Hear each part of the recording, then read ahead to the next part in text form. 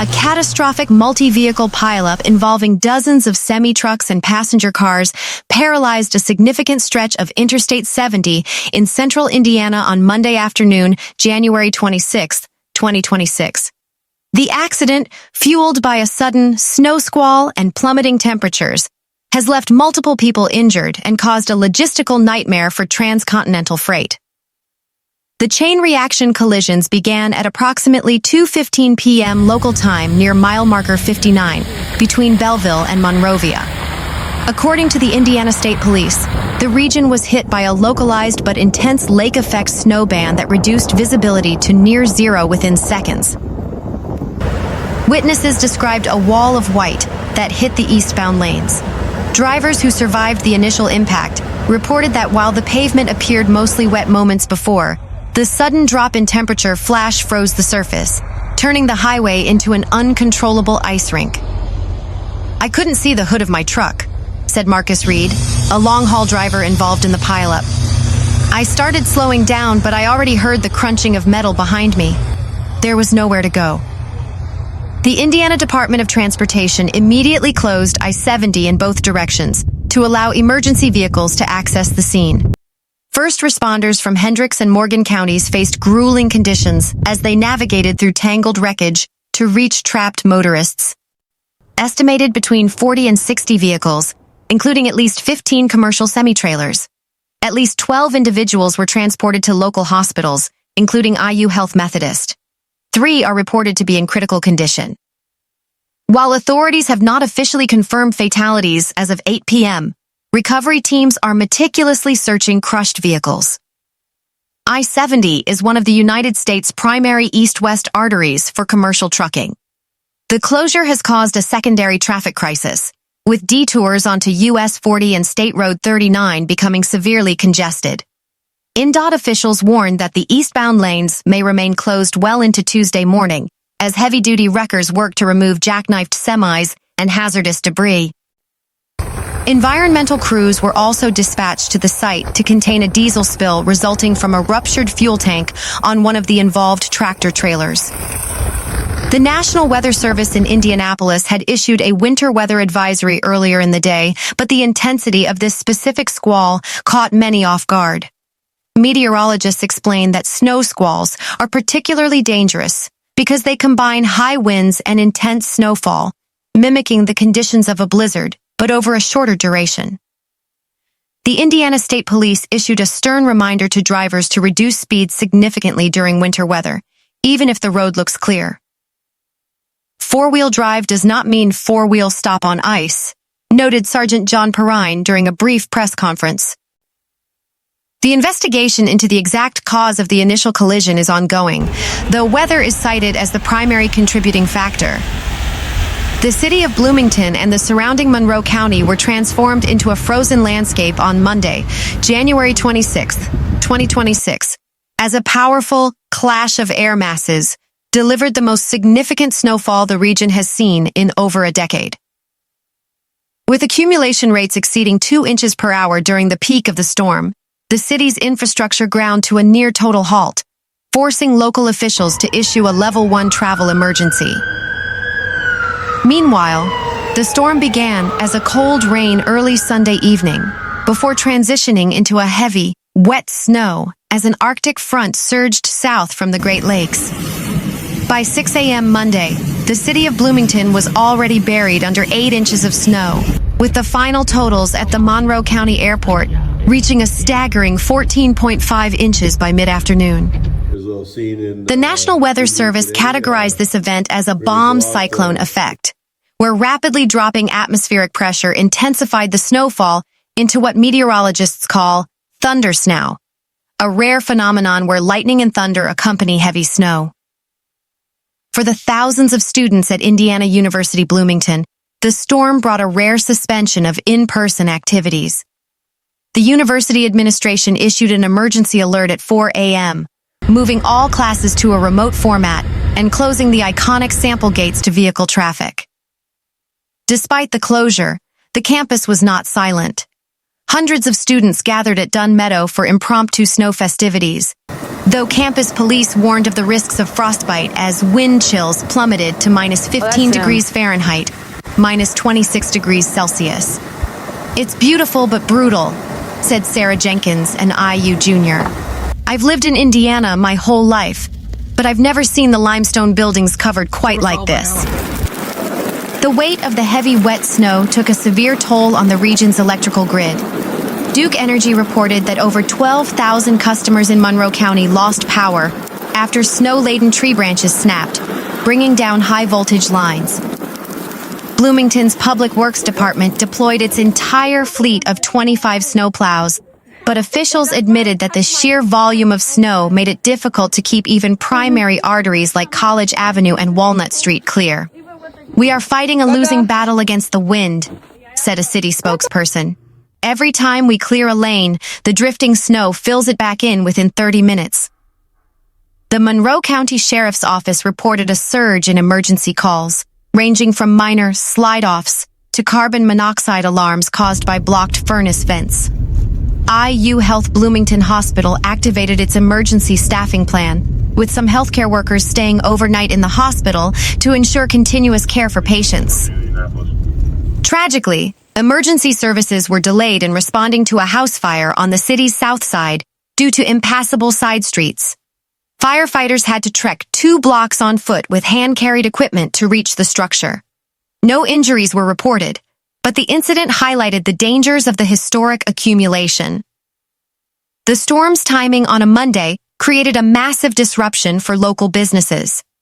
The downtown square, typically a hub of activity, saw nearly every storefront shuttered. Logistics experts warn that the Bloomington blockade will delay shipments across southern Indiana for at least 72 hours, as I-69 and State Road 37 remain hazardous. Meanwhile, in what is being described as one of the most treacherous weather events in recent Texas history, an unprecedented Arctic blast has triggered a series of catastrophic multi-vehicle accidents across the state's most vital transportation corridors. On Monday, January 26, 2026, the combination of black ice, freezing rain, and heavy snowfall turned Interstate 35, Interstate 10, and Highway 90 into zones of devastation, leaving hundreds of motorists stranded and emergency services stretched to their absolute breaking point. The most severe incident occurred on Interstate 35, I-35, near Temple and Waco. Known for its heavy commercial traffic, the interstate became a graveyard of twisted metal early Monday morning. A chain reaction collision involving over 75 vehicles, including 20 tractor trailers, occurred at approximately 5:30 a.m. According to the Texas Department of Public Safety, a northbound semi-truck lost traction on an elevated overpass, jackknifing across all 3 lanes. With visibility near zero, oncoming vehicles were unable to see the obstruction until it was too late. The sound of explosive impacts echoed for minutes as cars slid into the wreckage at highway speeds. Local authorities have confirmed at least 4 fatalities and over 30 hospitalizations. First responders had to use specialized heavy rescue equipment to extricate drivers pinned inside their vehicles. Further south and west, Interstate 10, I-10, the main artery connecting San Antonio to El Paso, faced its own nightmare. The stretch of highway near Kerrville was shut down for over 15 miles, following a massive pileup fueled by a sudden snow squall. Unlike the icy rain in central Texas, West Texas faced a blinding whiteout. Wind gusts of up to 50 miles per hour created ground blizzard conditions. Because I-10 is a primary route for transcontinental freight, the closure has halted thousands of trucks. The Texas Department of Transportation reported that the extreme cold caused diesel fuel to gel in several trucks, rendering them immobile and further blocking the lanes for snowplows. Local churches and community centers in Kerr County have been converted into emergency shelters for hundreds of stranded travelers. In the Houston and Beaumont areas, U.S. Highway 90 experienced a rare but deadly icing event. While these regions rarely see significant snow, the 2026 Arctic front pushed freezing temperatures all the way to the Gulf Coast. Multiple spin-out accidents were reported on the Highway 90 bridges over the San Jacinto River. The elevated steel and concrete surfaces froze hours before the ground-level roads, catching morning commuters by surprise. Over 15 separate accidents were reported within a 2-hour window. People in Southeast Texas aren't equipped for this, said a DPS spokesperson. They are driving on tires meant for heat, not ice, and the results are tragic. Governor Greg Abbott has issued a disaster declaration for 50 counties, authorizing the Texas National Guard to assist in motorist rescues. The state's power grid, managed by ERCOT, is under extreme pressure, though the primary focus remains on the transportation bloodbath on the highways. DriveTexas.org, the state's real-time traffic portal, currently shows hundreds of miles of red zones, indicating closures or hazardous conditions. Officials are pleading with residents, stay home. If you are on the roads, you are not only risking your life, but also the lives of the first responders who have to come get you. Meanwhile, a historic and catastrophic winter storm has effectively paralyzed the state of Missouri on Monday, January 26, 2026. From the Kansas border to the Mississippi River, an unrelenting Arctic system has dumped record-breaking snowfall, causing the total collapse of regional travel, widespread power outages, and a statewide emergency declaration. The storm, which meteorologists have dubbed the Midwest Monster, began late Sunday night with a rapid transition from freezing rain to heavy, dense snow.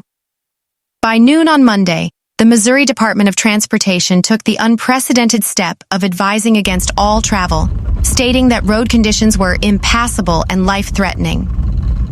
In Kansas City, snowfall totals reached 18 inches by 4 p.m., while St. Louis reported 14 inches, with drifts reaching up to 4 feet high due to 50 miles per hour wind gusts. Columbia, situated in the heart of the state, became the epicenter of the storm, with a staggering 22 inches of accumulation, breaking a record that had stood since the early 20th century. Interstate 70, the state's primary east-west artery, was officially closed from the Illinois state line to the Kansas border. The closure followed a series of whiteout pileups involving hundreds of vehicles. In Callaway County, a 30-vehicle chain reaction involving several semi-trucks created a barricade of metal that prevented snowplows from clearing the route. "We have people stranded in their cars for over 6 hours," said Colonel Eric Olson of the Missouri State Highway Patrol. "Our primary mission right now is rescue and recovery. We are using snowmobiles and tracked vehicles to reach those trapped on the highway." As of Monday evening, over 150,000 Missourians are without power. The weight of the heart attack snow, so named for its heavy, wet consistency, has caused thousands of power lines to snap. Ameren Missouri and Evergy have deployed thousands of linemen, but the treacherous road conditions have made it impossible for service trucks to reach the hardest-hit rural areas. With temperatures projected to drop to minus 10 degrees Fahrenheit, minus 23 degrees Celsius, overnight, the lack of heating has become a public health crisis. Governor Mike Parson has activated the Missouri National Guard to establish warming centers in armories and community hubs. For the first time in years, the University of Missouri in Columbia and Washington University in St. Louis suspended all operations, including remote learning, as widespread internet and power outages rendered digital classrooms inaccessible. The state's agricultural sector is also on high alert. Farmers in southern Missouri are struggling to keep livestock alive in the face of the flash freeze. "The wind is the real killer," said Robert Miller, a rancher near Springfield. "It cuts through the barns and creates drifts that bury the gates. We're in survival mode." According to the National Weather Service in Pleasant Hill, this storm is the result of a bombogenesis event, a rapid drop in atmospheric pressure that creates a vacuum, drawing in moisture from the Gulf of Mexico and freezing air from the Canadian Shield. "This is a once-in-a-generation event for Missouri," said a lead meteorologist. "The moisture content of this snow is significantly higher than our usual dry, powdery winter snow, which is why the infrastructure damage is so severe." Meanwhile, the state of Arkansas, more accustomed to mild winters and humid springs, is currently grappling with a catastrophic winter weather event that has brought the natural state to a grinding halt.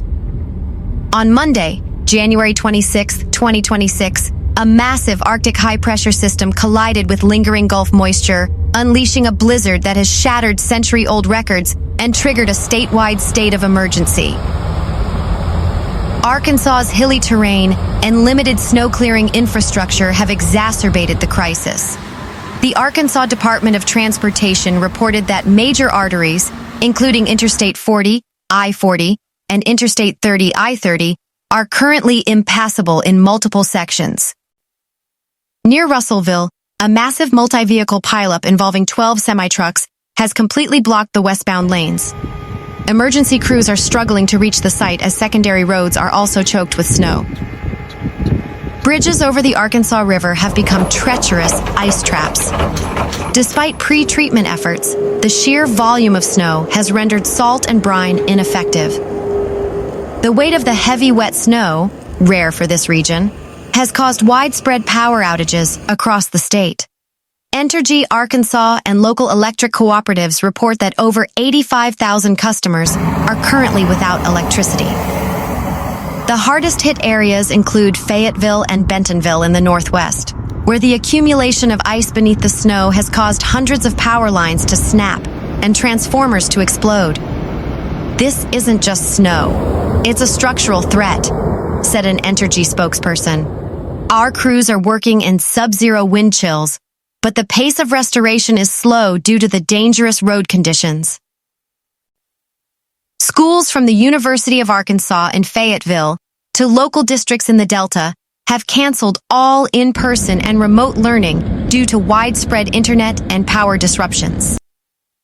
The poultry industry, a cornerstone of the Arkansas economy, is also on high alert.